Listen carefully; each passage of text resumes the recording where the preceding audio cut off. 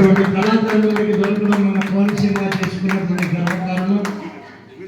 పూజ్యులు పెద్దలు మా హెడ్ మాస్టర్ గారు మరి అమృతహస్తాలతో సత్కరిస్తున్నారు. అదే పూజ్యులు పెద్దలు టీవీఎల్ఎన్ మూర్తి గారిని, కేవీఎల్ఎన్ మూర్తి గారు తబలా కళాకారులు,